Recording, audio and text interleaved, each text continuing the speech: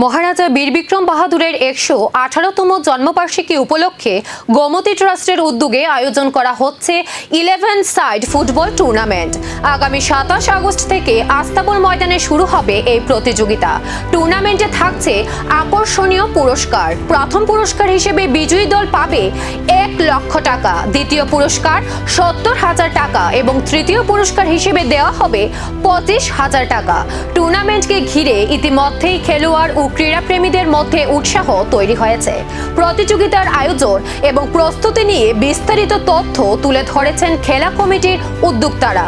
মহারাজা বীর বিক্রমের স্মৃতিকে সম্মান জানিয়ে এই ক্রীড়া আয়োজনকে সফল করে তুলতে প্রস্তুতি চলছে জোর কদমে। এন্টি ড্রাগস নিয়ে সেরা আমরা গোমতী ট্রাস্টের থেকে একটা ফুটবল টুর্নামেন্ট আমরা উদ্যোগ নিয়েছি। ফুটবল টুর্নামেন্টের মহারাজা বীর বিক্রমের জন্মদিবস উপলক্ষে। তো এখানে আমরা এই ফুটবল খেলা হইব তোমার আস্তাবল ময়দানে 11 জন করে সেরা। আর এন্ট্রি ফিস হয়েছে 500 টাকা করে সেরা।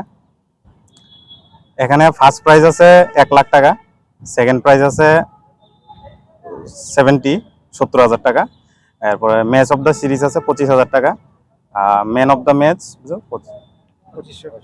2500 টাকা আছে।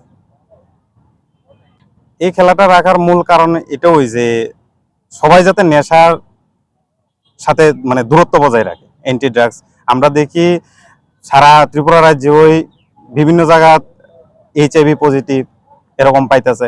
মেইন কারণ কি এর লেগে? এটা ড্রাগসের লেগে হইতেছে। বেশিরভাগ দেখা যাইতেছে ড্রাগসের নিয়ে সেরে হয়। তো আমরা চাইতেছি যাতে ড্রাগসের লগে সম্পর্কটা দূর করে আসিরা সবাই থাকার লাগে। ম্যাচ হবে তো কালকে থেকে 27 তারিখ থেকে 31 তারিখ অবধি ম্যাচ। বীর বিক্রমের স্মৃতিতে ফুটবলের মহাকরণ। 27 আগস্ট থেকে আস্তাবল ময়দানে জমবে লড়াই।